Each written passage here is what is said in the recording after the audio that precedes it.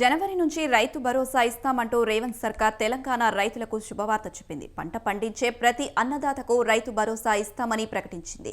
ఇందుకోసం జనవరి 5 నుంచి 7వ తేదీ వరకు దరఖాస్తు అవకాశం కల్పించింది కేబినెట్ సబ్ కమిటీ.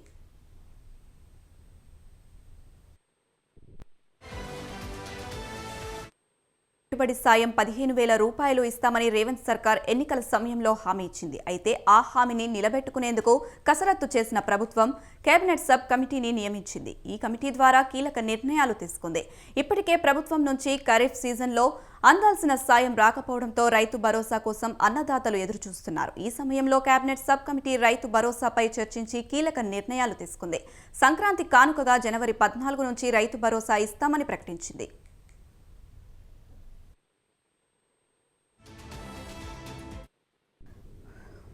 పంట పండించే ప్రతి రైతుకు రైతు భరోసా ఇవ్వాలని నిర్ణయించింది కేబినెట్ సబ్ కమిటీ.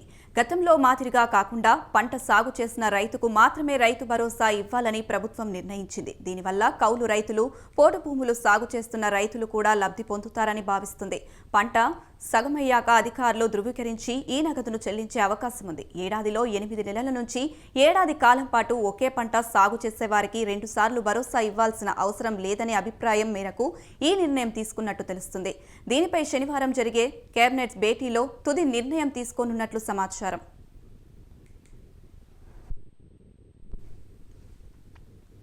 ఇక సాగు చేసే భూములకే రైతు భరోసా ఇవ్వాలన్న ఆలోచనలో ఉంది సర్కార్. ఇందుకోసం శాటిలైట్ మ్యాపింగ్ ద్వారా సాగు భూములను ప్రభుత్వం గుర్తించనుంది. ధరణి ప్రకారం 1,53,00,000 ఎకరాల వ్యవసాయ భూమి ఉంది. సాగు చేయని భూములు తీసేస్తే 1,30,00,000 ఎకరాలకు రైతు భరోసా ఇచ్చే అవకాశం ఉంది. రైతు భరోసా పథకం అమలుపై సబ్ కమిటీ చైర్మన్ బట్టి విక్రమార్క రేపు సీఎం రేవంత్ రెడ్డితో భేటీ కానున్నారు. వారిద్దరూ చర్చల అనంతరం శనివారం జరిగే కేబినెట్లో రైతు భరోసాపై తుది నిర్ణయం తీసుకోనున్నారు.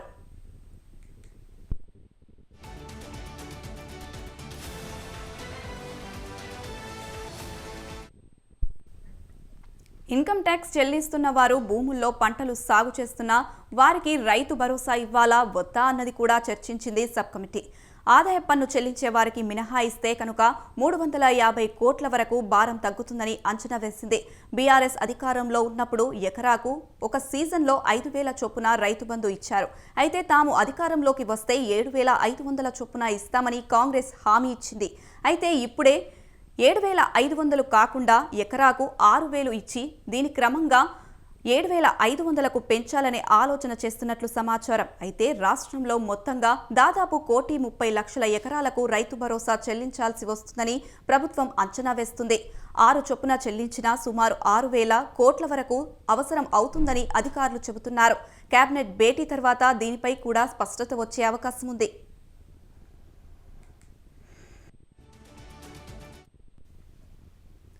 ప్రభుత్వ నిర్ణయాలపై ప్రతిపక్ష పార్టీలు మండిపడుతున్నాయి. రైతు భరోసా పథకానికి కూడా దరఖాస్తులు స్వీకరించాలని ప్రభుత్వం నిర్ణయించడం దారుణమని ఫైర్ అయ్యారు బీఆర్ఎస్ ఎమ్మెల్సీ కవిత.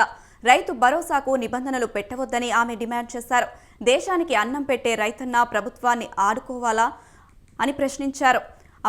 ఇప్పటికే ప్రజాపాలన దరఖాస్తుల పేరిట ప్రభుత్వం దరఖాస్తులను స్వీకరించిందని గుర్తు చేశారు. ఇంకా ఎన్ని దరఖాస్తులు తీసుకుంటారని నిలదీశారు.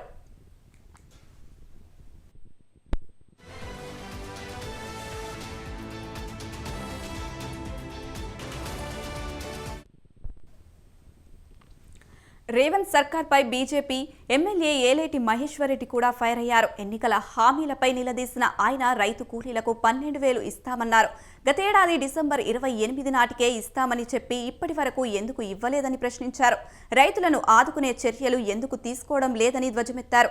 బడ్జెట్లో కేటాయింపులు చేశారు కానీ ఇప్పటి వరకు ఇవ్వలేదన్న ఆయన 15 లక్షల మంది రైతు కూలీలకు 900 కోట్లు ఇస్తామని ప్రకటించారని గుర్తు చేశారు.